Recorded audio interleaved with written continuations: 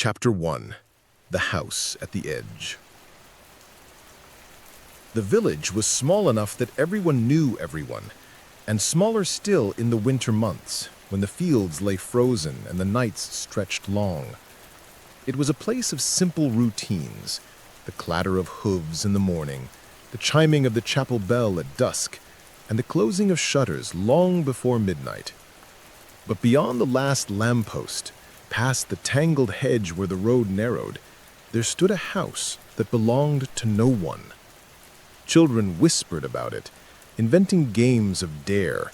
Run to the step, touch the door, and back before the shadows catch you. Adults avoided it without words, and when pressed, they always gave the same reason: it isn't safe. The house leaned against the dark like an old drunk against a wall. Its shutters drooped from rusted hinges, ivy strangled its bricks, and the roof sagged as though it longed to collapse. By day, it seemed nothing more than a ruin, but by night, villagers swore, the house murmured. The stories varied. Some said it spoke in sighs, like an old man dreaming. Others claimed it whispered their names when they passed too close, and the boldest swore they had heard full sentences, warnings in a voice older than the house itself. None stayed long enough to be certain. It was into this village, on a late autumn night, that a traveler arrived. He was tall, with weary eyes and boots worn to thin leather. A long coat hung from his shoulders, and in his hand he carried a staff carved with old runes. His name was Elias, though no one in the village yet knew it. He had walked for days, following the winding road through hills and bogs, and his face showed the weight of both journey and memory. At the inn, the cracked lantern, he pushed through the door, brushing frost from his beard. A fire burned low in the hearth, and 3 villagers sat hunched around mugs of ale. Their talk stopped at once. "Evening," Elias said, his voice steady, though his legs begged for rest. "I'd pay for a bed if you've one to spare." The innkeeper, a stout woman with a kerchief tied about her hair, hesitated before nodding. "We've a room, aye, but it's dear, 2 shillings. He handed her 3. "And food, if you can manage it." She softened at the sight of the coins and bustled toward the kitchen. The villagers resumed their murmured conversation, but Elias felt their eyes linger. He set his staff by the wall and sat near the fire. One of the men, gray-bearded and thick-fingered, leaned closer. "Not many strangers come through this road," he said. "What's your business?" "Passing through," Elias replied. "Looking for work, perhaps, or simply a place to stop for the winter." The man grunted. "You'd best keep to the village. Nothing good beyond it." Elias raised an eyebrow. "Beyond?" The graybeard glanced at his companions, then lowered his voice. "The house, out past the hedge." At this, the innkeeper returned, setting down a plate of bread and stew.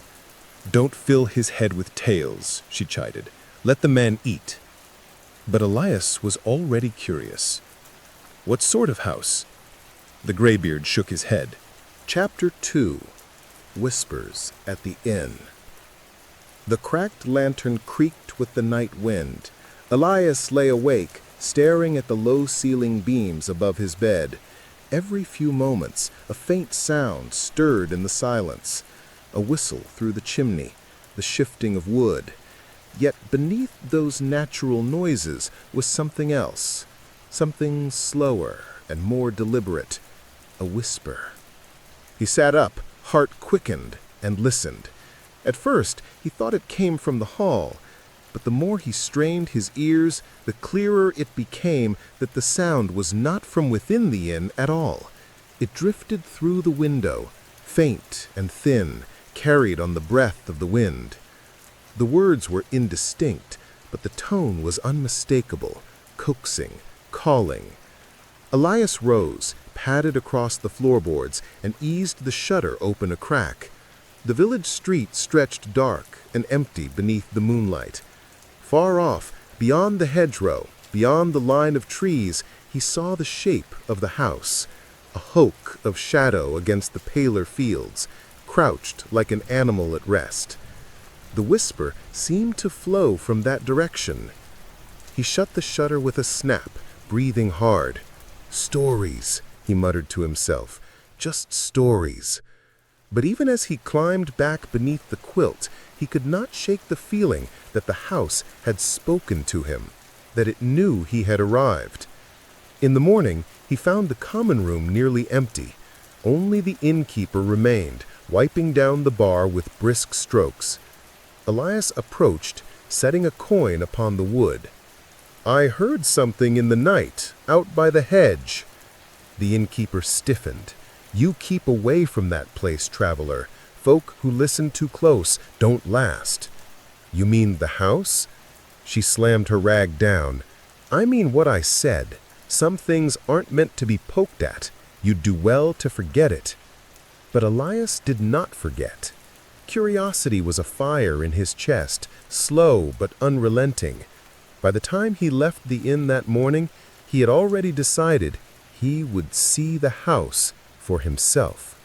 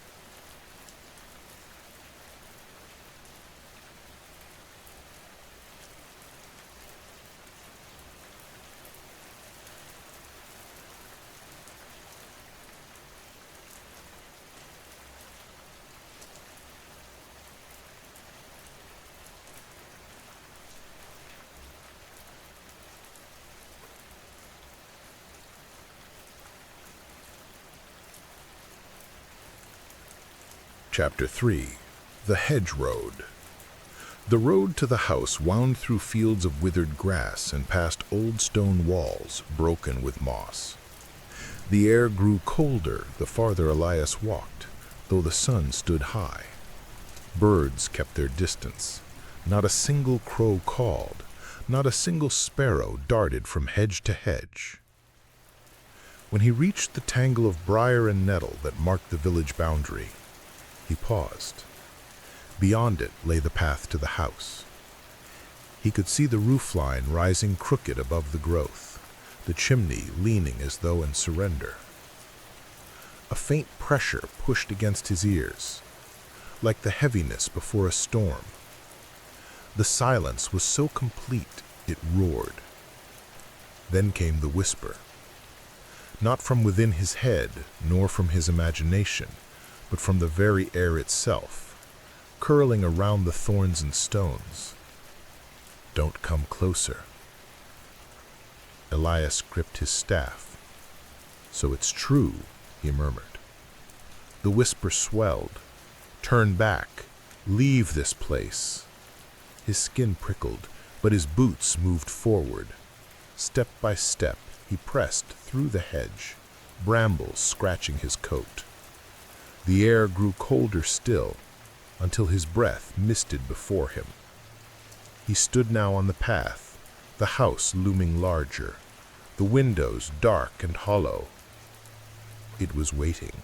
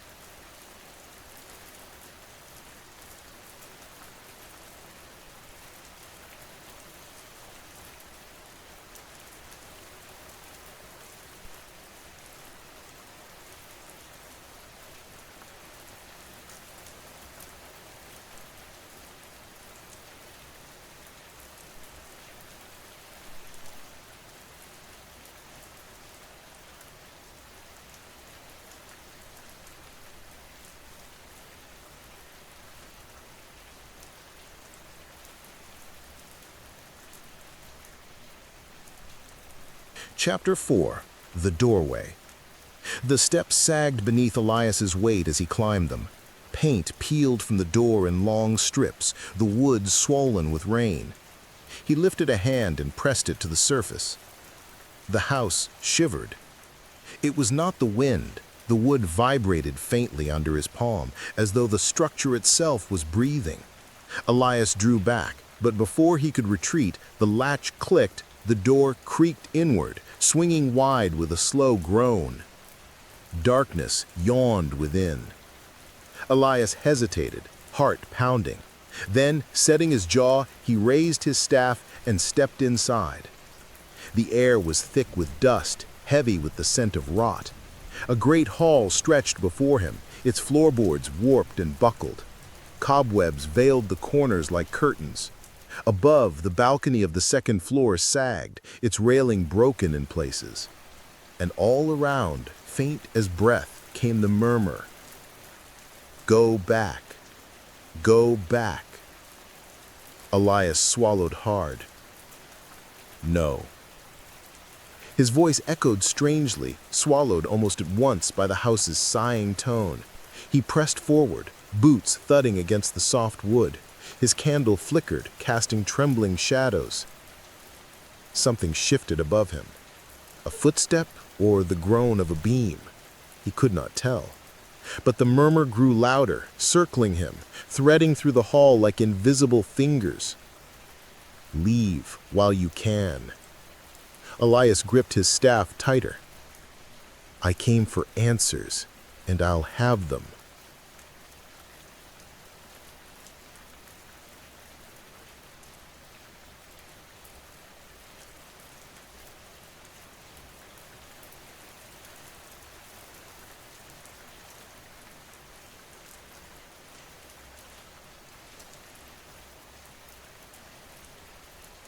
Chapter 5. The Sitting Room. He found it to the right of the hall, a sitting room frozen in decay. Chairs slumped in corners, their cushions split. A fireplace gaped black and cold. On the mantel lay shards of porcelain, perhaps once a vase, now broken and gray with dust. Elias lit a candle stub from his lantern and set it on the mantel. The flame cast a small circle of light, chasing back the gloom.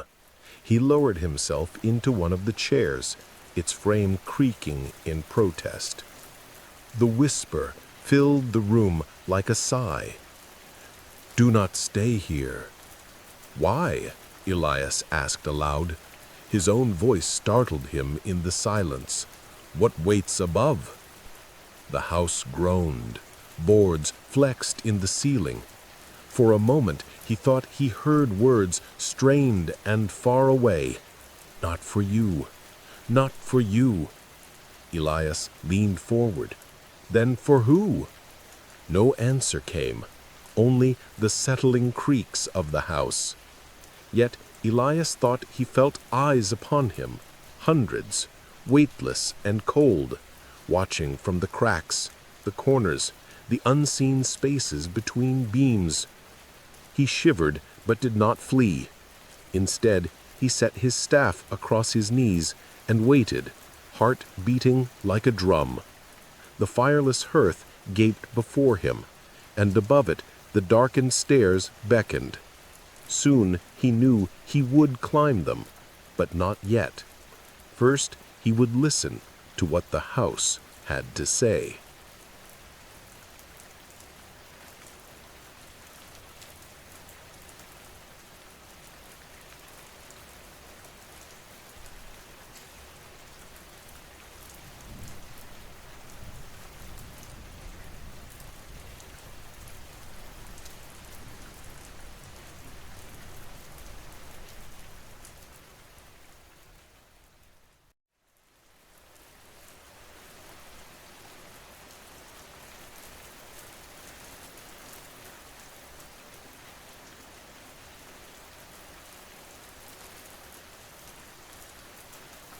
Chapter 6. The First Night. Elias remained in the sitting room as the night thickened. The candles sputtered, and the air grew so cold his breath fogged before him. Outside, the wind rattled loose shutters, but inside the house, the sound was stranger. The susurrus of whispers layered atop one another, a chorus of voices without bodies. He leaned forward, listening. Some words he could not make out, but others pressed clear into his ears. "Don't stay, not here, not again." "Not again?" Elias murmured. "What happened before?" The floor above creaked sharply, like a footstep. Elias's hand shot to his staff. His candle flame shrank, quivering, as if something had passed in front of it, though the air was still. "Show yourself," Elias demanded, though his voice betrayed unease. Silence followed, thick, tense silence. And then, from the far corner of the room, a chair shifted half an inch across the floor. Elias froze. The whisper returned, low and aching. "Don't go upstairs." He remained awake until dawn, sitting rigid in the broken chair, watching the staircase as the voices ebbed and swelled. Only when pale light leaked through the grime-smeared windows did the murmurs fade, leaving the house in brittle quiet.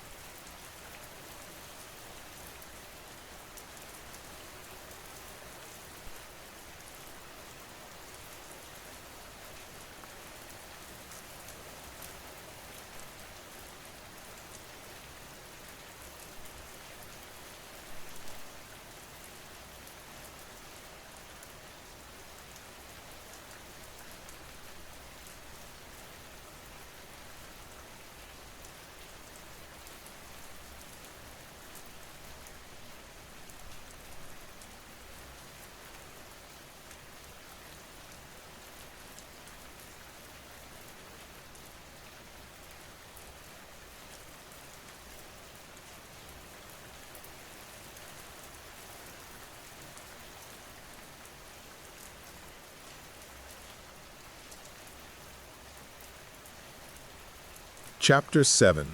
The Villagers' Warnings. In the morning, Elias left the house and returned to the village, weary and pale. He had barely slept, and yet his curiosity burned hotter than ever. The villagers eyed him as he entered the cracked lantern. He looked back at them, daring them to speak. At last, the graybeard from before muttered, "You went there." Elias took a seat. "I did." The innkeeper shook her head sharply. Foolish man, that place doesn't let go once it has you. What is it then? Elias asked. Who built it? Why is it abandoned? The villagers shifted uncomfortably, trading uneasy looks. Finally, a younger man spoke, voice hushed. The family that lived there vanished, gone overnight. Plates still on the table, clothes still on the line. Some say they left, but no tracks were ever found. Others, the graybeard cut in, say the house took them. The innkeeper silenced them all with a glare. Enough of this, we don't speak of it. But Elias leaned forward. The whispers told me not to go upstairs. What's there?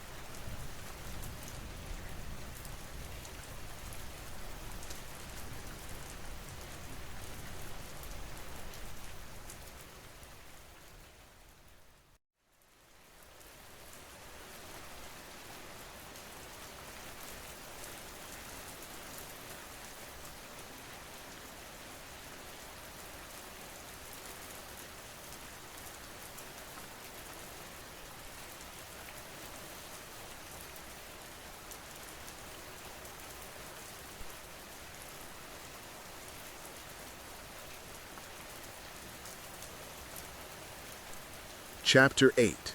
The Return. Despite their warnings, Elias returned that evening. The sun sank low as he crossed the hedge road, and the cold struck him sharper than before. The house loomed in twilight, windows dark and waiting. When he entered, the door shut behind him of its own accord. The echo reverberated like the toll of a bell. Elias forced his steps steady as he moved into the sitting room once more. This time, he did not sit. He set his lantern high, its light scattering shadows across the walls. "I am not afraid," he said, though the words rang hollow. The whisper surged immediately. "Leave, leave. It's not yours. It's never yours." Elias clenched his jaw. What is upstairs? Who waits there? For a moment, the house went utterly still. The air thickened, heavy as water. Then, faint but distinct, came a reply. "We wait." A sound followed, slow, dragging footsteps above, pacing the length of the corridor.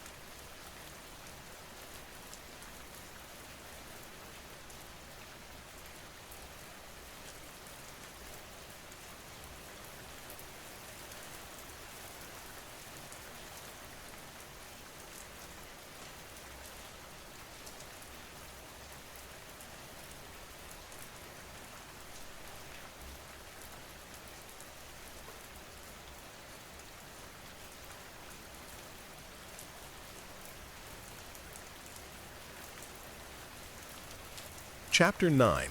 The Mark on the Wall. Elias lit another candle and began to explore. Dust clouded with each step. Cobwebs clung to his sleeves.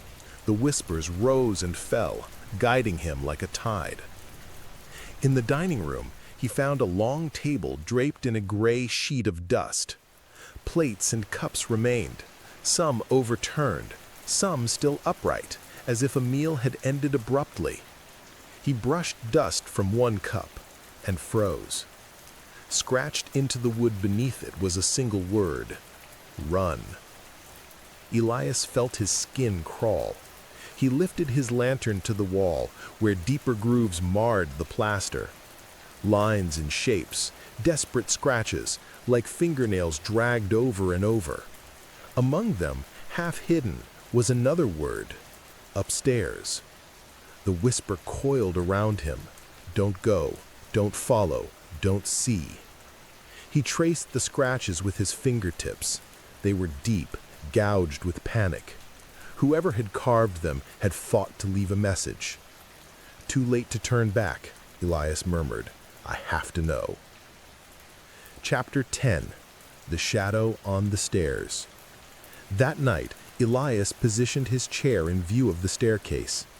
He sat, lantern at his side, staff across his knees. The hours dragged. The house shifted and breathed, its whispers threading through the silence. And then he saw it. At the top of the stairs, framed in the gloom, stood a shape. Not solid, shadow only, but tall, humanoid, its head bent as though regarding him. Chapter 11. The Second Floor. At dawn, Elias could no longer resist. He lit 2 lanterns, tightened the strap of his coat, and climbed the staircase. Each step groaned, sagging under his weight, as if trying to push him back down. The railing trembled beneath his touch. The corridor stretched long, lined with doors. Some were cracked open, others tight shut.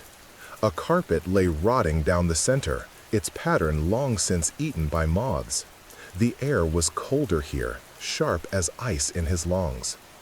The first door he opened revealed a child's room. A small bed leaned against the wall, its sheets gray with dust. Toys lay scattered, a wooden horse missing a leg, a doll with no eyes. The whispers gathered around him, urgent, frantic. Don't wake them. Don't touch. Wake who? Elias demanded. But no answer came. The next room was a bedroom, the wardrobe open, clothing still hanging, as if its owner had vanished mid-choice. A mirror in the corner was veiled with dust. Elias wiped it with his sleeve, and saw, for a flicker, not his reflection, but a woman standing behind him. He spun. The room was empty. The whispers swelled into laughter, low, broken, bitter. Elias clenched his jaw. You want me afraid, but I will not flee. Chapter 12. The Locked Door. At the end of the corridor stood the door that was different. It was not warped by damp or eaten by mold.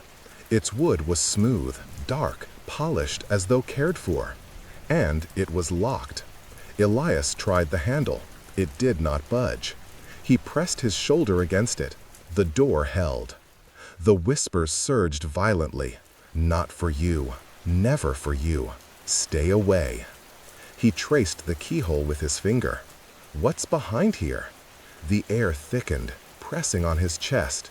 The house shuddered, boards flexing underfoot. Death. That single word drove cold through his veins. Yet his resolve hardened. Chapter 13. The Room of Ash. The lantern light cut into the gloom. The room was bare, its walls blackened with soot. In the center lay a circle of ash, disturbed as though something had once knelt there.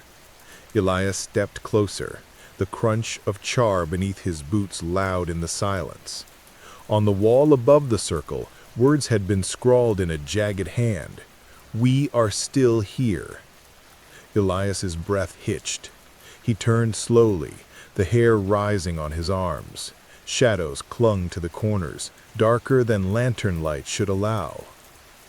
The whispers shifted, no longer warning, but pleading. Join us, end the waiting, free us. He shook his head. What do you want from me? A wind rose in the sealed room, extinguishing his lantern. The whispers roared into a single voice, filling the dark. Stay. Shapes flickered, faces in the soot, eyes in the ash, hands reaching. Elias stumbled back, staff raised. He struck the floor, the wood booming. I am not yours! The faces shrieked and vanished. The wind died. Only silence remained, thick and choking. Chapter 14. The Truth of the House. Elias fled the ash room, heart pounding. He stumbled into the corridor, gasping for breath. The whispers had gone, leaving only a hollow quiet. He descended the stairs and collapsed in the sitting room, staring into the empty fireplace. At last, a voice distinct from the others spoke behind him, a woman's, clear and sorrowful. We were taken. Elias spun. A figure stood in the doorway, pale, translucent, eyes hollow with grief. She wore a gown of another century. The house keeps us. It whispers because we whisper. It warned you because we remember what waits above. What waits? Elias asked, voice hoarse. The house itself, she said. It feeds on us, on the family, on all who enter.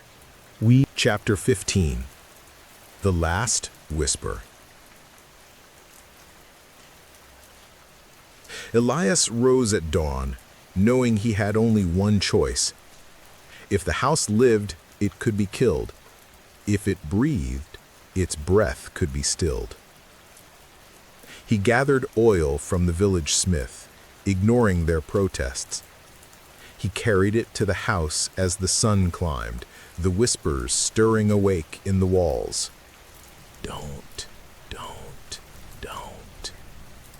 He poured oil across the floors, up the stairs, into the ash room itself. His lantern flame trembled in his hand. The whispers grew frantic, anguished. We will burn with it. Don't do this. Don't leave us to silence. I free you, Elias whispered, one way or another. He touched flame to the oil. Fire leapt eagerly, racing along the boards. The house shrieked. Not the whispers. No, the house itself. A groan like stones splitting. A scream like timbers torn apart.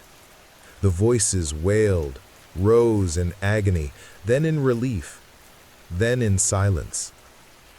Elias stumbled out as the roof collapsed behind him. Smoke poured skyward. Flames devoured the ivy, the windows, the walls. The house crumbled in on itself, its whispers dying into ash. He stood at the edge of the hedge road, watching until only embers glowed. Then he turned, staff in hand, and walked back toward the village. The wind stirred. For the first time, it carried no voices, only quiet. And for Elias, that was answer enough.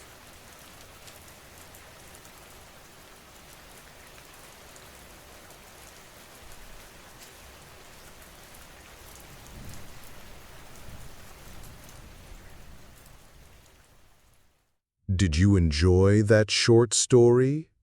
I hope you found it spooky. Now, time for another tale. Chapter 1. Arrival. The house stood at the edge of the small town, its silhouette hunched against the gray sky like a tired old sentinel. Its paint was faded, streaked with years of rain, and the windows were clouded with grime. Yet something about it drew you in, a quiet promise of solitude. You parked the car at the gravel driveway, the tires crunching underfoot, and stepped out, taking in the scent of wet leaves and decaying wood. "This place," you muttered to yourself, squinting up at the crooked roofline. "It's perfect." The front door was heavy and groaned like it hadn't been opened in years. Your keys rattled as you found the lock, and with a reluctant push, the door gave way. Dust danced in the sunlight, slanting through the cracks in the blinds. The air smelled faintly of mildew, of old paper, of something almost metallic you couldn't place. You dropped your bag near the entrance and began exploring. Each room had its own personality. The living room had a fireplace with blackened bricks, a few old chairs that sagged as if bearing memories. The wallpaper was peeling, revealing layers of past paint in muted blues and yellows. Footsteps echoed oddly, and you wondered if the floorboards were uneven or if the echo was different somehow. "This is going to be my little sanctuary," you said aloud, as if speaking to the house itself. "A place to think, to write." The kitchen smelled of rust and dampness. Cabinets creaked when you opened them, and you found a few old utensils coated in dust. A small dining table stood in the center, its surface scarred with rings of long-forgotten mugs. You ran your hand along it, the wood cool under your fingers, and for a moment you thought you heard a soft exhale behind you. Turning sharply, there was nothing, just the window letting in the wind, rattling the leaves outside. You shivered, more from anticipation than fear. "I'm alone," you said, forcing yourself to smile. "It's just an old house. Nothing more." Yet, as the darkness settled, a subtle sensation pricked at the edge of your awareness. The house wasn't quite silent. Not entirely. Somewhere deep within its walls, there seemed to be a presence, patient and still. And as the darkness settled, you swore you heard a faintest whisper, barely audible, as if carried on the wind through the cracks of the old siding. "Hello."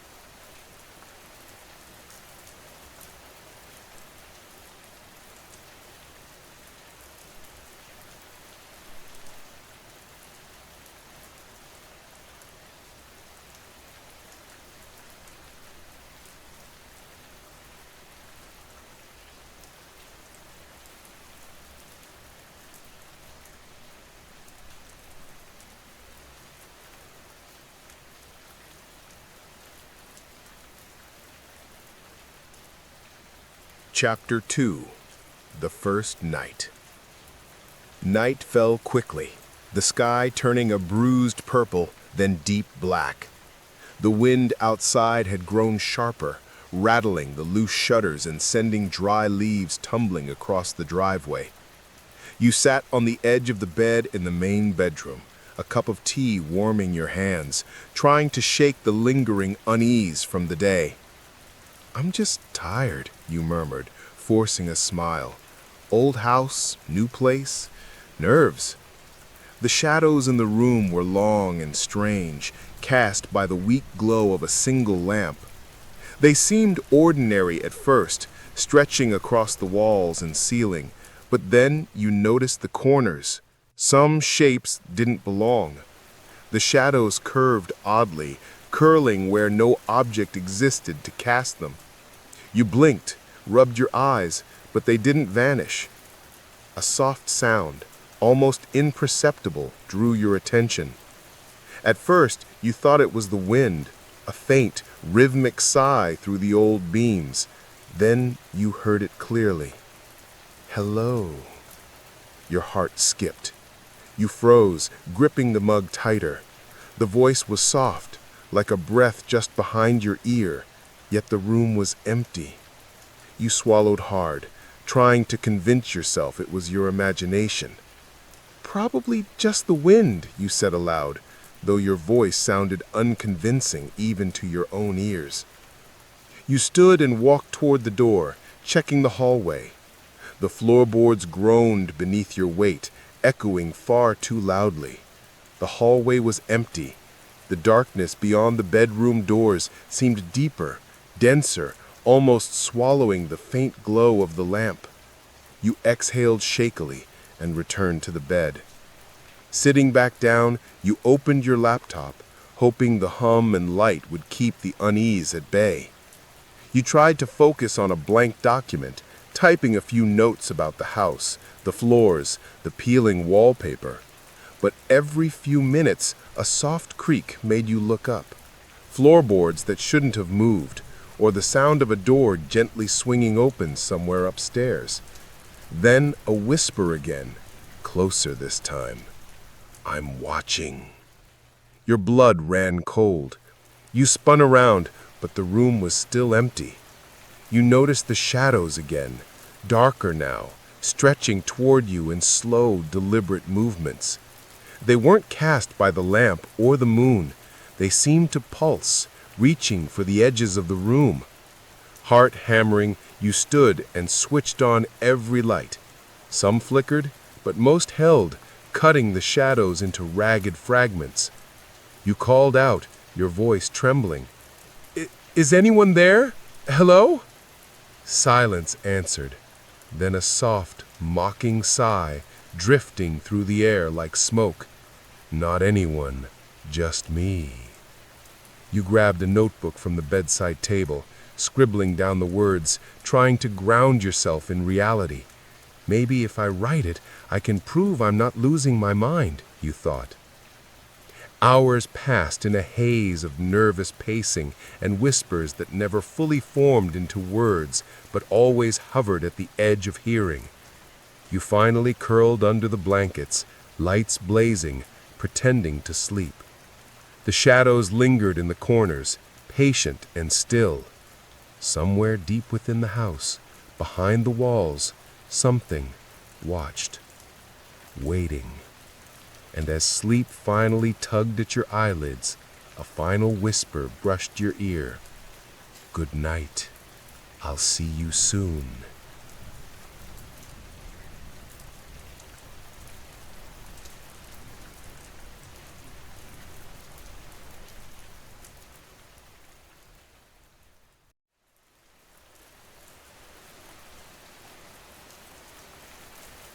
Chapter 3.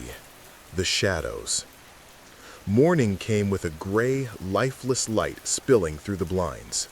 You woke stiff and tense, the memory of whispers lingering at the edge of your mind. The bed felt different, heavier somehow, as if something had lain there beside you. You shook it off, telling yourself it was just a dream. But the evidence in the house suggested otherwise. The bedroom door, which you were certain you had closed the night before, was ajar. The chair near the desk, positioned neatly in the corner, was now slightly turned. And on the floor, a small pile of dust had shifted, forming a faint line leading toward the hallway. Okay, I'm imagining things, you muttered aloud, pacing. It's an old house. Dust moves. You decided to document everything, pulling out the notebook from the bedside table. The pen scratched across the page as you wrote, "Shadows move. Whispers at night. Floorboards creak when no one is walking." The act of writing helped, at least for a moment, but as you reached the middle of the page, a subtle movement in the corner of your eye froze you. The shadow near the far wall had shifted. It wasn't tied to the lamp or window. It elongated, curling in a way that defied logic. It felt aware. "What are you?" you whispered, your voice trembling. No answer, just the faintest rustle like fabric brushing against floorboards. You took a cautious step toward the wall, and the shadow recoiled, then spread along the baseboard, reaching toward the hallway. By afternoon, you had explored every room again, checking for drafts, for sunlight angles, for any logical explanation. There was none. Every time you turned your back, the shadows subtly changed. An arm of darkness stretching slightly farther, curling upward as if studying you. "What are you?" you whispered, your voice trembling. No answer, just the faintest rustle, like fabric brushing against floorboards. You took a cautious step toward the wall, and the shadow recoiled, then spread along the baseboard, reaching toward the hallway. By afternoon, you had explored every room again, checking for drafts, for sunlight angles, for any logical explanation. There was none. Every time you turned your back, the shadows subtly changed. An arm of darkness stretching slightly farther, curling upward as if studying you. You called a friend, hoping to hear a rational voice. "I swear it's the house," you said, pacing in front of the window. I don't know. I feel like someone's watching me." On the other end, your friend chuckled nervously. "Watching you? It's a house, not a horror movie. Maybe you're just tired." "Maybe," you admitted, though your stomach nodded. "But I think it's more than that." By evening, the atmosphere shifted. The lamp in the living room flickered wildly, then went out, leaving the space drenched in shadows. The air grew colder, carrying the faint metallic scent you hadn't noticed before. You shivered, pulling your sweater tighter. Then came a sound, a soft, deliberate tap on the wall behind you. You froze. 1, 2, 3 taps, slow and deliberate. You spun, but there was no one, only the shadows stretching toward you, pulsing faintly, as if breathing. You spoke aloud, trying to ground yourself. "I'm not afraid. I know you're here, but I won't let you scare me." A whisper followed, almost intimately, chilling in its intimacy. "You don't have a choice." Your hands shook as you wrote Chapter 4, The Wait. The next morning, sunlight seemed thin and weak, barely warming the wooden floors. You awoke with a start, the blankets tangled around your legs, and an odd heaviness pressed against your chest. For a moment, you thought it was just a nightmare, a lingering shadow of sleep, but the pressure remained. Sitting up, you glanced around the room. Nothing moved. The air smelled faintly of iron, like blood or wet soil. You shivered and swung your legs over the edge of the bed. The weight lifted as soon as you touched the floor, leaving a hollow emptiness behind. "Okay," you muttered, rubbing your eyes.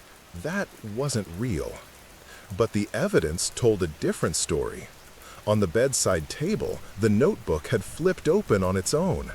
The pen was lying nearby, as if it had been dropped mid-sentence. The words you had written last night, "I'll wait, always," were still scrawled in hurried letters. And beneath them, fresh words appeared, uneven and jagged. "I never left." Your heart leapt. You scanned the room, half expecting someone or something to emerge from the shadows. The air was still, but thick, heavy, almost tactile. Later, while making tea in the kitchen, you felt it again. A cold draft brushed your neck, though every window and door was closed.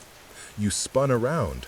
The room was empty, but the shadows pooled unnaturally in the corners, stretching along the floor as if seeking you. "Stop it," you whispered, voice trembling. "I know you're here. I don't know what you are, but I can't let you." A faint, almost playful sigh cut you off. "Let me what?" The sound made the hair on your arms rise. It wasn't loud, but it carried weight, presence, intent. You gripped the counter, knuckles white, staring into the corner of the room where the shadows seemed darkest. That night, sleep became a battle. You pulled every blanket around yourself, propping pillows as barriers. The house groaned around you, floorboards creaking in impossible patterns. And then the weight returned, pressing on the bed beside you, cold and suffocating. You tried to speak, reasoning aloud. I won't give you power over me. You don't exist. But the whisper came, low and deliberate, almost against your ear. I exist because you see me. Your breath caught. Every instinct screamed to flee, yet something rooted you in place. The air was thick, almost liquid, pressing against your skin. You felt a faint brush against your arm, a touch soft, deliberate, ice cold, and you jerked away. The shadows on the walls pulsed in response, like they were alive, watching, learning.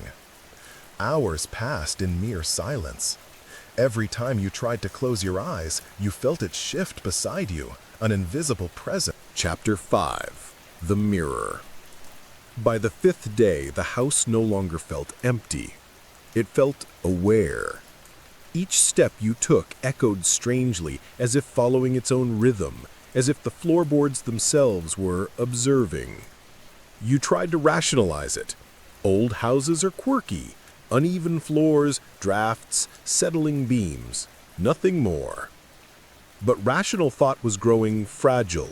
Shadows moved differently now, curling and stretching even in broad daylight. The air felt heavier near certain corners, the faint metallic scent lingering. And then you noticed it, the mirror in the upstairs bedroom.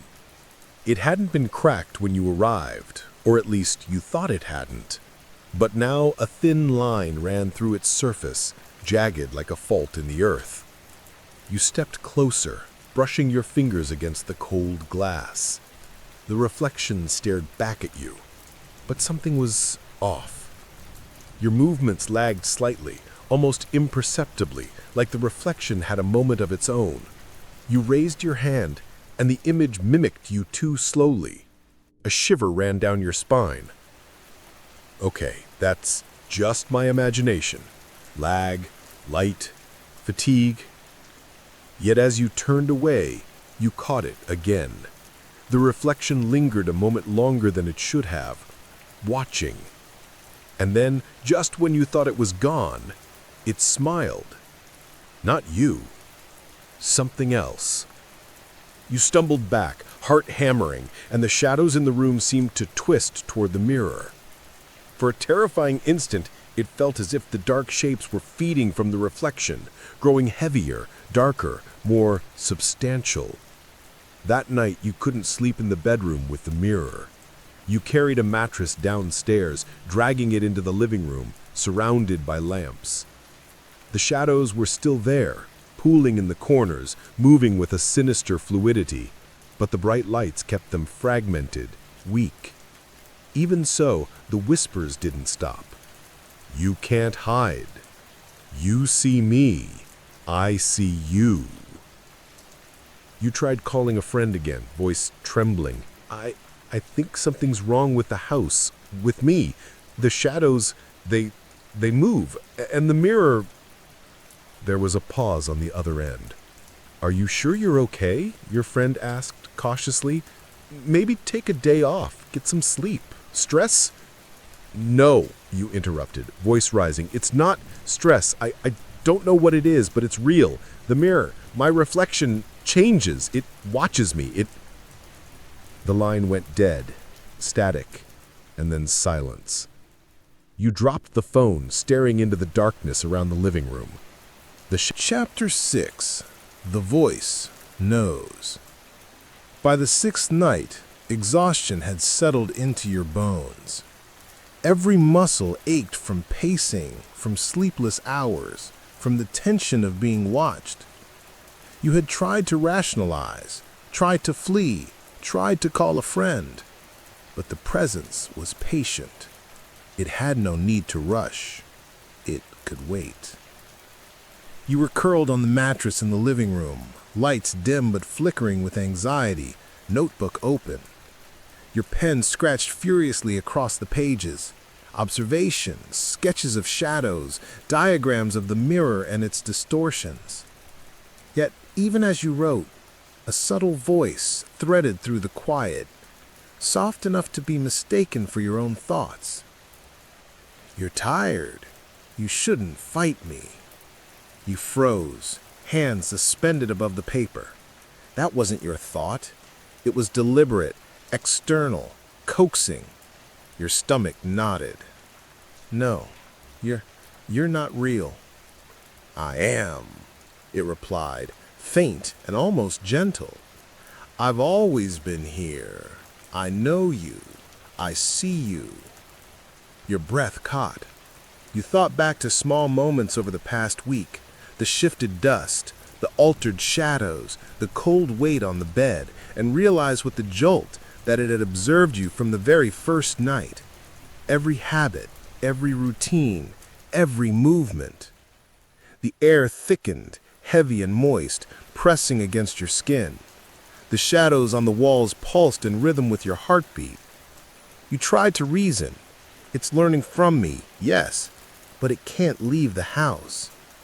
Then the whispers became suggestions. "Stand. Go to the upstairs bedroom. Look in the mirror." A surge of panic coursed through you. The idea was horrifying, but strangely compelling. You shook your head, whispering aloud, "No, I won't. I can't." "You can," it said, sharper this time. "You want to, don't you?" The shadows stirred in response, writhing along the walls, reaching, pulsing. Your hands shook violently. You grabbed a chair and pressed it against the doorway to the stairs, as if a piece of furniture could keep something that didn't exist out. Hours passed. You tried to sleep, tried to ignore it, tried to convince yourself it was just a hallucination born of isolation. But the voice was relentless, threading into your mind, repeating your own private thoughts before you had spoken them. "You're afraid. I know you're afraid. But afraid is useful. Afraid keeps you here. Afraid keeps me here." You whispered to yourself, voice trembling, "Stop. I won't." The shadows in the corner of the living room thickened, folding in on themselves, coalescing into a vaguely human shape. Your heart pounded. It was not fully formed, no, not yet, but it mirrored your posture, your tension, your fear. "I know you," it breathed. "Every thought, every dream. You cannot hide, you cannot escape." You pressed your hands over your ears, shaking, whispering into the dark, into the air that now felt solid. "I won't let you control me. I won't." The learning. By the 7th day, the house had become a maze of unease. Each room seemed subtly different from the last time you'd been there. Objects were never exactly where you remembered leaving them. Books turned face down. Chairs slightly angled. Curtains swaying when no draft existed. The shadows were no longer just in corners. They slithered along walls, stretched across ceilings, and occasionally pooled in the middle of the floor like dark liquid. You began to realize something terrifying. The house was learning. It observed your habits, your fears, your attempts to escape. Each night it tested you. Every morning, small changes in the environment reminded you of its presence. The first overt act came during breakfast. You poured coffee into a mug and set it down on the table.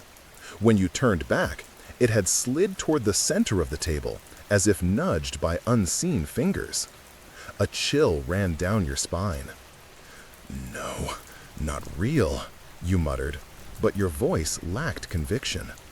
Later, you tried to distract yourself by cleaning, moving boxes, anything to reclaim a sense of control. But as you carried a box upstairs, you glimpsed a shadow dart across the wall behind you. faster than a blink. The hairs on your arms stood on end. It wasn't just watching now, it was practicing. You realized that the longer you stayed, the more skilled it became at predicting your movements, anticipating your reactions. The whispers had evolved too. They no longer just commented or suggested, they taunted, mimicked, and tested. "Careful," it whispered one night as you climbed the stairs. "Slow. Don't drop it. Don't look behind you." Your stomach twisted. You spun around. Nothing. But the floorboards creaked in a pattern you hadn't made. The shadows writhed at the edge of your vision, mocking, studying. By afternoon, you had taken to writing everything down, desperate to anchor yourself. Notes, sketches, diagrams, all meant to prove that something unnatural was unfolding. Yet even as you scribbled furiously, you felt its attention, intangible and suffocating. The first near physical encounter came at night. You were climbing into bed when the blankets shifted violently, as if something underneath was rolling. You yelped and threw them off. The air had grown cold, colder than ever before, and a faint pressure pressed against your legs, stopping just short of touch. "Almost," whispered the voice, softer than before, yet saturated with expectation. "So close. Keep still. Don't resist." You bolted upright, heart hammering. The shadows along the walls throbbed, folding inward, as if alive. They had learned the rhythm of your fear, the timing of your breaths, the hesitation in your movements. And they had begun to manipulate your environment with precision. A window that had been closed swung open on its own. A chair that had been in the corner now blocked the bedroom door. Small things, subtle things, each designed to remind you that the house, and whatever lived within it, was in command. You realized with a sickening clarity, resistance only sharpened its focus. Fear fed it. Observation empowered it. And every attempt at normalcy. Chapter 8. The Isolation. By the 8th day, the boundaries between the house and the outside world had begun to blur. You had stopped answering calls from friends. Messages went unread. Even the thought of leaving felt wrong, as if the house itself tightened around you, whispering insistently that there was nowhere safe beyond its walls. The shadows had grown bolder. They no longer confined themselves to corners or walls. Sometimes, in the corner of your eye, you would see them pooling at the foot of the stairs or near the doorway, waiting, patient, observant. They knew your habits, followed your gaze, anticipated your steps. The whispers had become constant companions. They spoke in tones you recognized. Your voice, the voice of your mother, your own inner thoughts, blurring the lines between memory and reality. "Don't go outside. They can't protect you. You belong here." You shook your head, pressing your hands against your ears. The voice mimicked your protest. "No. Yes. Maybe. You don't know. I know." Attempts to leave the house became exercises in futility. The front door that had been heavy now seemed to resist your hands, as if the house itself had gained weight. Windows refused to budge, as though welded shut. Even the gravel driveway outside seemed miles away, elongated by some invisible force, twisting distances and angles until the world beyond the walls felt impossibly far. Sleep became fragmented and hallucinatory. Dreams bled into waking moments. In one moment you were climbing stairs that led to rooms you didn't recognize. In another, the shadows reached through the floorboards, brushing your feet, curling around your ankles. You began talking to yourself, arguing with the whispers, pleading with the house. "I don't belong here. You can't have me." The reply came almost immediately, soft, teasing, omnipresent. You are mine. Even if you close your eyes, even if you run, even if you scream, you cannot leave. You will belong. You will see. You will remember. And as you pressed your face into your knees, the shadows leaned closer, stretching, waiting, patient. Outside, the world continued, oblivious. Inside, you were alone, completely.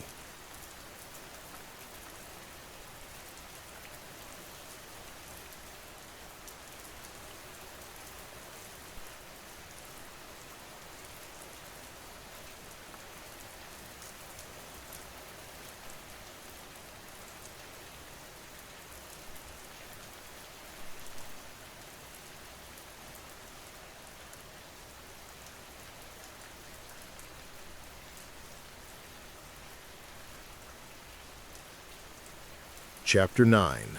The First Contact. The night was darker than usual, heavy with the smell of damp wood and something metallic you couldn't place. The wind outside had fallen silent, leaving the house unnervingly still. You sat on the mattress in the living room, notebook open, pen trembling in your hand, trying to make sense of the last 8 days. The shadows had grown bold, moving with a purpose that no longer felt accidental. They pooled in corners, stretched along walls, and occasionally reached toward the center of the floor, where you sat, frozen and aware of every breath. Then it happened. A sudden pressure against your shoulder, cold and firm, caused you to gasp and spin around. Nothing was there. But the shadows responded. One of them lifted from the corner, twisting into a vaguely humanoid shape. It hovered in the periphery of the lamplight, its form hazy, but undeniably watching. "Do not be afraid," it whispered, soft but certain, almost intimate. You froze, gripping the edge of the mattress. What do you want?" The shadow pulsed, writhing slowly. "I want you to see me, to remember." A faint breeze brushed across your skin, though every window was closed. You flinched as something unseen traced a finger along your arm. The air smelled of iron, of soil, of something you couldn't name, and it pressed closer, almost tangible. "I've waited," it said, voice threading into your thoughts. "Every night, every hour, watching, learning. I am patient." You stammered, "Why me? Why this house?" "Because you can see me. Because you feel me. Because you fear me." It pulsed, stretching, and the shadows around the room rippled like liquid. The floorboards beneath you seemed to shift imperceptibly, tilting your balance. You stumbled, catching yourself on the mattress. "Do not resist," it whispered. "Resistance is unnecessary." The air grew colder, and the pressure increased. You could feel the weight of its presence pressing into your chest, wrapping around your limbs, testing the boundaries of your skin. It was not violent, yet, but it was deliberate, a patient study of your reactions. I won't," but the shadows responded instantly. One dark limb of shadow reached toward the notebook, flipping it open. The pen lifted from the page as if guided by invisible fingers. Words appeared in uneven, jagged letters. "You belong. You always have." A shiver ran through you. The shadows swirled, the lamp flickered, and for the first time, the entity's form seemed almost complete, humanoid yet featureless, hovering mere inches from. Chapter 10. The dreams begin. That night, sleep arrived reluctantly, heavy with dread and anticipation. The shadows in the corners seemed thicker, darker, pulsing gently as if in rhythm with your heartbeat. You tried to lie still beneath the blankets, clutching your notebook like a talisman against the entity that had made its presence undeniable. And then, as your eyes closed, the world shifted. You were no longer in the living room. The walls had melted into darkness, the floor beneath your feet soft and uneven, like walking on damp moss. Shadows stretched impossibly long, curling toward you from every direction. A voice whispered, familiar and intimate, threading through your thoughts. Welcome again. Sleep and see me. Your stomach twisted. You tried to move, but your limbs felt heavy, unresponsive. The shadows pulsed, writhing along the floor, walls, and ceiling, and the air smelled metallic, earthy, alive. You wanted to scream, but your voice did not emerge. Then, the dream, or was it, shifted. You were standing at the top of the staircase, looking down into the living room. The room was empty. Yet from the corners, shadows began to pool, rising slowly, forming vague shapes, indistinct, human-like, watching, waiting. You felt them learning you again, observing every hesitation, every blink, every breath.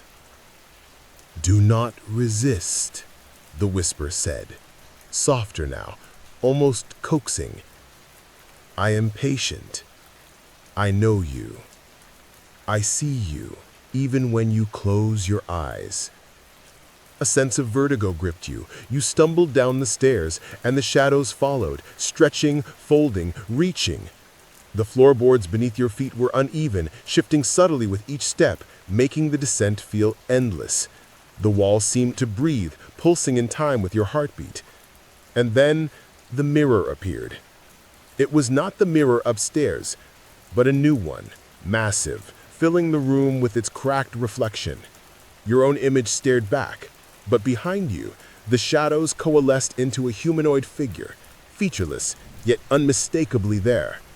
Its presence pressed into your mind, speaking without words. Remember me. You belong to me. You always have. You cannot leave. You turned, trying to flee, but the shadows stretched and tangled around your legs, binding you to the spot. Panic surged, yet a strange compulsion urged you to look into the mirror. Reluctantly, you did. The reflection was not just you, it was the entity itself, layered over your features, a distorted double with pulsing darkness where eyes should be. The whispers became a chorus, repeating thoughts you hadn't spoken, desires you hadn't admitted even to yourself. You see me now. You will see me again. Sleep, and you will belong. You awoke with a gasp. Drenched in sweat, the notebook still clutched in trembling hands. Sunlight streamed weakly through the blinds, but the room felt heavier than ever. The shadows in the corners pulsed faintly, patient, waiting. And you realized with a chill that the entity had not just visited your waking hours. It had begun to claim your dreams, threading its presence into sleep itself. Nightfall no longer promised rest. It promised confrontation, subtle and inescapable, within the very landscape of your mind. You shivered beneath the blankets, understanding the truth with a sinking certainty. The house, the shadows, the voice, they were no longer confined to walls and floors. They were inside you, shaping your thoughts, your fears, and your dreams. Sleep, it whispered once more, almost tenderly. Sleep and remember, I will wait.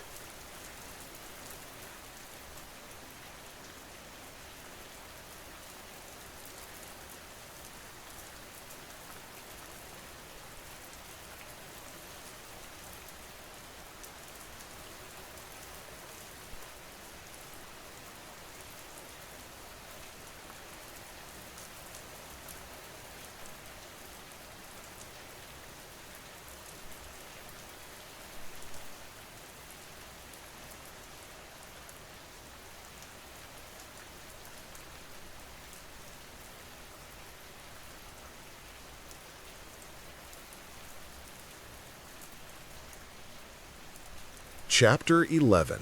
Nightmares Made Real. By the 11th night, sleep had become a battleground. Your eyelids drooped with exhaustion, but each attempt at rest was met with the same suffocating presence. The shadows in the corners of the living room seemed to pulse with anticipation, stretching subtly whenever you moved, as if aware of your thoughts. That night, when you finally closed your eyes, the dream arrived immediately. You were no longer in the living room, nor in any room you recognized. Instead, you stood in an endless hallway, the walls dark and slick, the floor uneven and wet beneath your bare feet.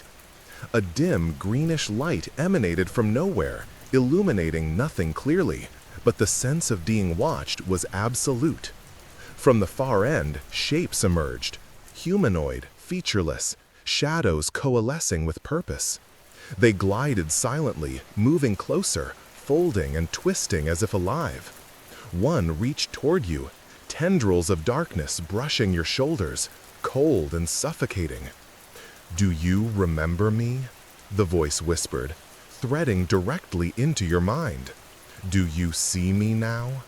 You tried to run, but the floor buckled, stretching unnaturally, slowing your steps. Every shadow mirrored your movements, learning, anticipating, taunting.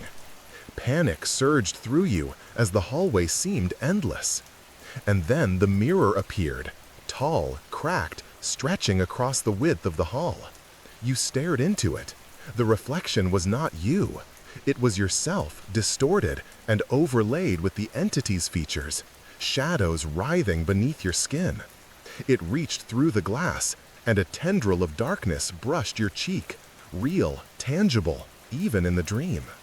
You bolted upright in the mattress, drenched in sweat, gasping for air. Sunlight peeked through the blinds, but the shadows in the corners pulsed subtly, patiently, as if learning your response. The notebook trembled in your hands, and when you opened it, new words had appeared.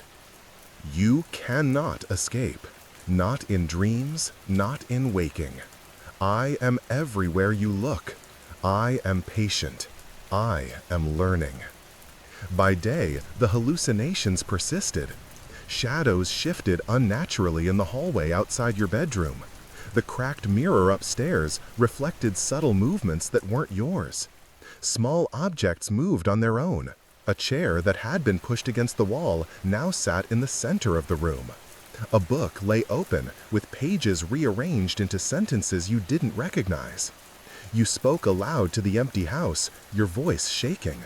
"This isn't real. None of this is real." The whisper returned instantly, soft and intimate. "It is as real as you allow. You see me now.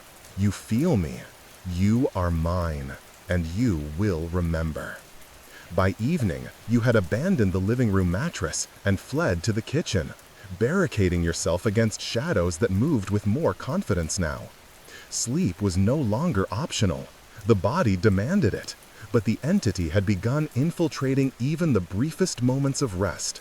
Every blink, every moment of distraction became an opportunity for it to test you, to mold you, to feed on fear. And as night fell, you realized the cruelest truth. Chapter 12. The First Breaking. By the 12th day, exhaustion had become permanent, a living weight pressing into your bones. Sleep was no longer restorative. It was a battleground, a trap where shadows and whispers toyed with your mind.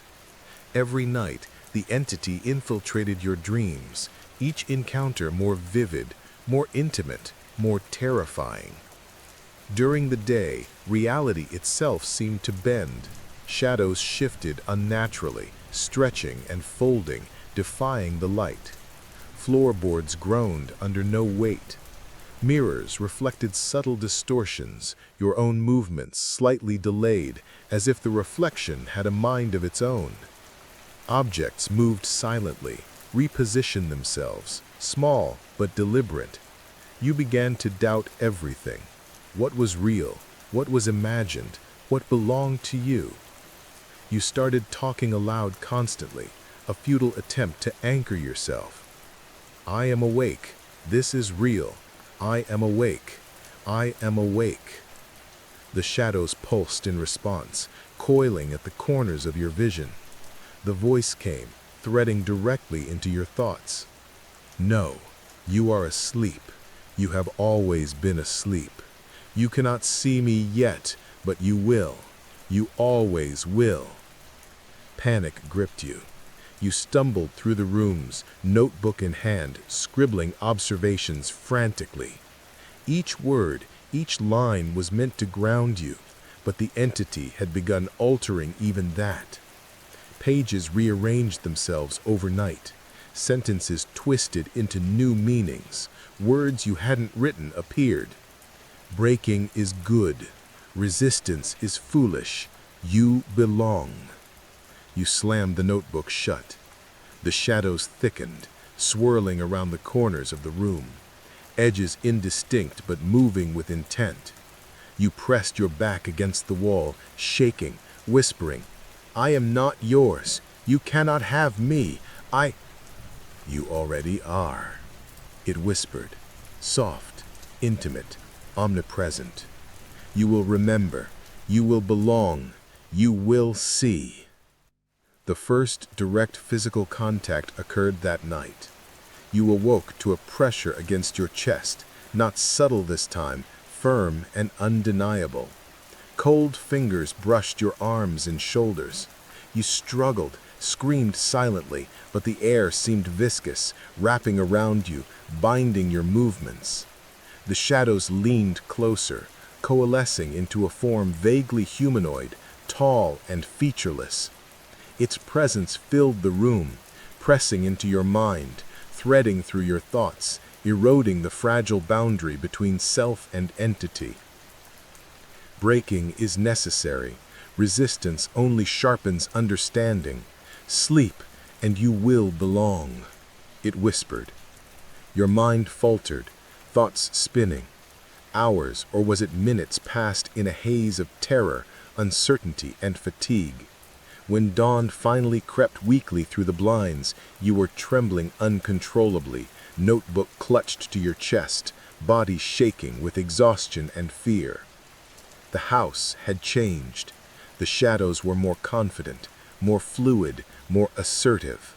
The entity had made contact, and it had begun to assert dominance over your waking life as well as your dreams. You understood with a bone-deep certainty. You were beginning to break, and once the breaking was complete, there would be no turning back. "Remember," the whisper said, fading as the first weak light filled the room. "You are mine, always mine." Chapter 13. The Second Night. By the 13th night, the house felt alive in every sense. Every creak of the floorboards, every subtle draft, every flicker of shadow was deliberate. The entity was no longer content to linger in corners. It now manipulated the environment to keep you in a constant state of unease. You sat on the mattress in the living room, trembling, notebook open. Words jumbled across the pages. Shadows move independently. Mirrors reflect, not me. Sleep is no longer safe. You wrote frantically, hoping that documentation could preserve a shred of sanity. Then the whispers began again, threading into your thoughts before you even realized you were hearing them. Look at the walls. Look at the doors. Everything is mine. You are mine. You always were. The shadows stirred. One of them rose from the corner, tall and humanoid, faceless. It moved toward the mattress, folding the space around it like liquid. The air grew cold, thick, pressing into your lungs with every breath. "Sleep now," it coaxed, voice intimate and persistent. "Dream and you will see me." You wanted to resist, but exhaustion weighed heavily on your body. Every nerve screamed for rest, and the entity knew it. It whispered your thoughts, reading the desperation in your mind. You are tired. You need to sleep. You want to sleep. Let me see you. Against your will, your eyelids dropped. Darkness swallowed the room. And then the dream began. Not gentle, not subtle, but immediate and absolute. You were no longer in the living room. You were standing in the upstairs hallway, the walls slick and impossibly long. Shadows pooled at the far end, coalescing into humanoid forms. One stepped forward, featureless, faceless, but undeniably present. "Do you see me?" The voice whispered, threading into your thoughts. "You always have. You always will." You tried to run, but the floor warped beneath your feet. Each step felt like wading through thick water. The shadows mirrored your movements, anticipating every turn, every hesitation. The walls pulsed as if breathing. The hallway stretched, elongated, becoming a maze of impossible geometry. A mirror appeared at the far end, fractured and cracked, reflecting yourself, but not the faceless figures hovering behind you. One reached toward you, tendrils of darkness brushing your shoulders, cold and suffocating. Panic surged, but the whispers continued, soft, coaxing. "Sleep and remember. You are mine. You cannot leave. You cannot resist." You awoke abruptly, sweat soaking your hair, body trembling. The shadows in the corners of the living room pulsed faintly, patient and still. The notebook had shifted on the mattress, opened to a new page with jagged words you didn't remember writing. "The second night is mine. You see now. You belong." You sat, huddled beneath blankets, realizing with sinking dread that the entity had begun using your dreams as another layer of its control. Sleep was no longer a refuge. It was a tool, a trap, a place where it could shape your thoughts. Chapter 14. The Hallways Shift. By the 14th night, the house had fully claimed its dominion. Every step you took was uncertain. Hallways stretched and twisted.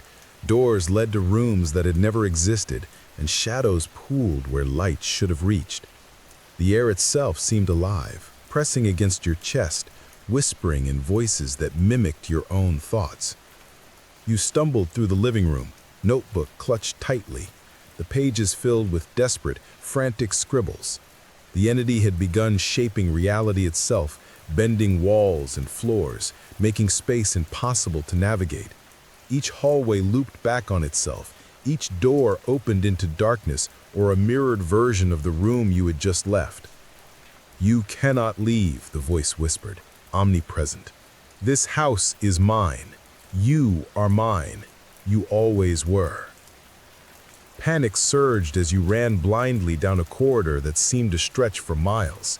Shadows shifted at the edges of your vision, twisting into humanoid forms that mirrored your movements, anticipating your every turn. The house was no longer just a building.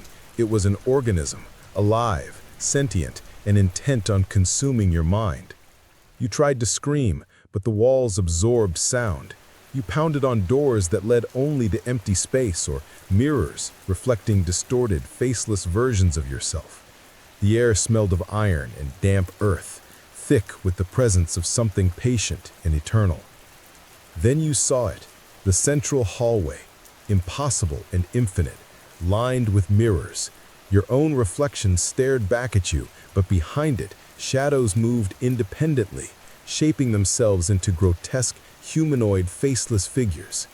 One stepped closer, faceless, humanoid, pulsing with intent. The air around you grew icy, pressing in on all sides. "You see me now," the voice whispered directly in your mind. "You belong. You have always belonged. You cannot escape."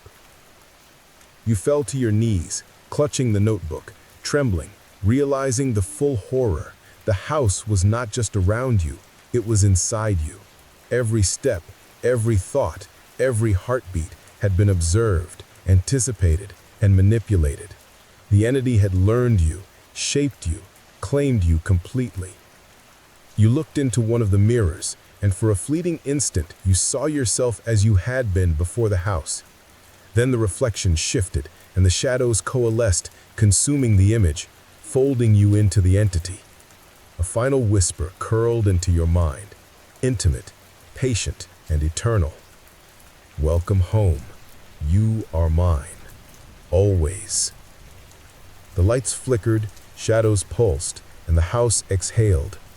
You no longer knew where the walls ended, where the floors began, or where you stopped and the shadows began. You were part of it now. The house had waited for you, learned you, and finally claimed you fully. Outside, the world continued, oblivious. Inside, the house waited, patient, eternal, and hungry. Its newest resident already woven into its darkness. And the whispers never ceased.